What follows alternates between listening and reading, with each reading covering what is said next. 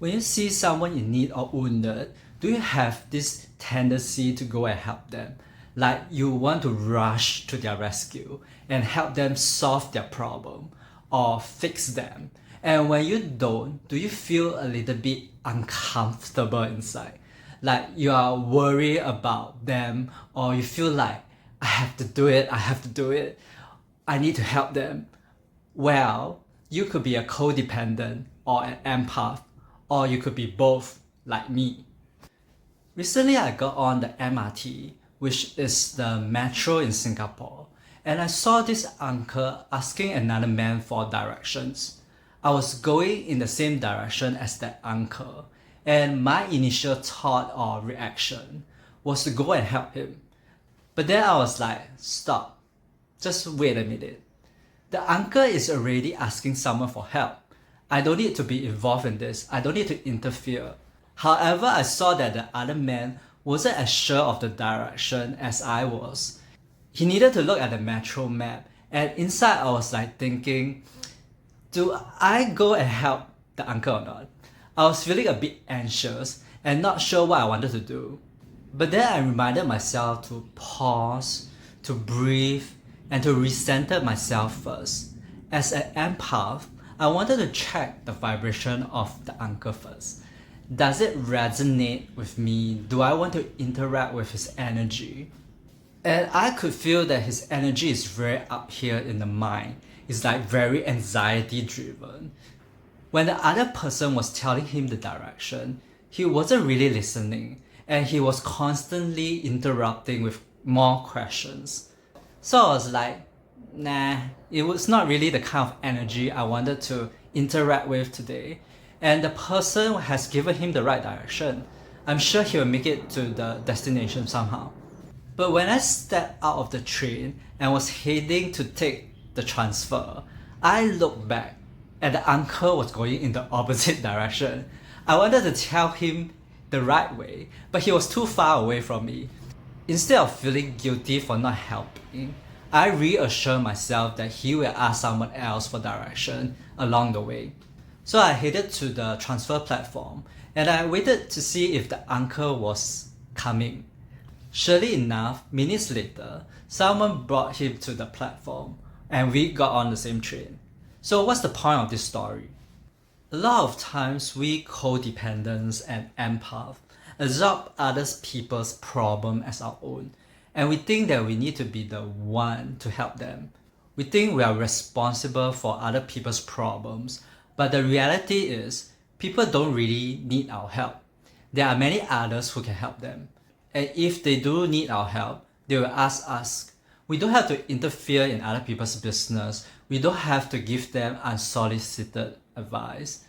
Even if we have a shortcut that other people don't know, or even if they take a longer path, know that they will eventually get to their destination. Instead, what you want to deal with first is your own anxiety. Helping others can be a form of addiction, especially when not helping others makes you feel super uncomfortable, anxious, or aimless. Like if you're driving a car, you can choose to accelerate or come to a stop. You have control over the car. The same applies to helping others. You can choose to help someone or you can choose not to. You have a choice. But if you find that you have to help someone, you need to help someone, there's a problem here. You are addicted to helping others. You have codependent tendency. In the past or in your childhood, you might have been put in this position where you are the helper.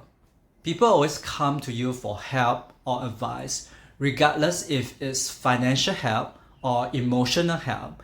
You are always the one fixing other people's problems and being their savior. So now if you're not the one helping others, you can feel a little bit unsafe because that is the identity your ego has created for you. Your self-worth is very much dependent on how much other people needs you. And I know that helping others feels good. It feels good to be needed. But what if one day other people like your partner, your family, your friends don't need you anymore, what will happen to your self-worth? This codependency can also cause a lot of problems in your relationships. You always feel like you need to do something for the other person in order to receive love from them, in order to feel worthy of being loved by them. But this can quickly lead to resentment when you feel like you are always the one giving in the relationship, and the other person is just taking, constantly taking, and not giving back anything in return. Know that this kind of relationship is based on conditions. You do something for me and I do something for you. And one day if you stop doing something for me, that is the day when I stop loving you. So what can you do with this codependent habit? And what can you do to stop fixing other people? First, like what I did on the train, you need to interrupt the pattern. If you feel a rush to help someone, slow down. Focus on your breath first. Recenter yourself and be in your own energy.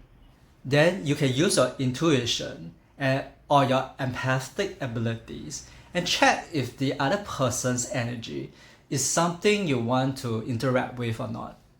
There's nothing wrong with helping someone else, even when they have low vibration, but you want to present yourself with a choice instead of reacting to the situation immediately.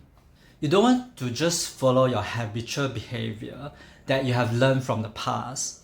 And the more you do this, the more you interrupt the codependent patterns, the less addicted you are to helping others. And if you're feeling anxious or uncomfortable, know that this is normal. It's like when someone is addicted to a substance, they need to go through this period of cold turkey. What you want to do when you experience this intense emotion is you want to soothe your emotion before you make any decision. You want to breathe.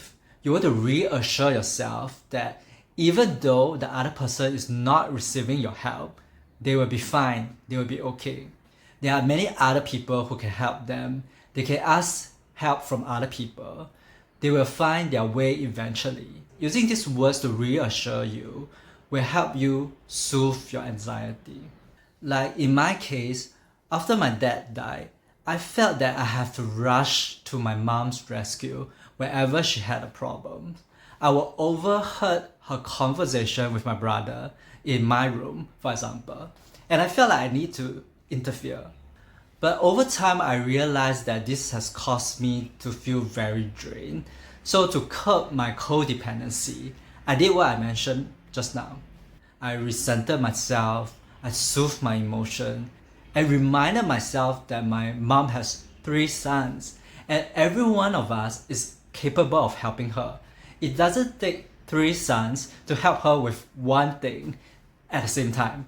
It's just inefficient. Only one person is needed at any time, so I don't need to be in control of the situation all the time or be the fixer. I can just relax and allow my other siblings to help my mom, and this has helped me a lot when it comes to dealing with my codependency habits. Sometimes when we help others, we think we're helping them, but we're actually enabling them. To know what's the difference between the two, watch this next video.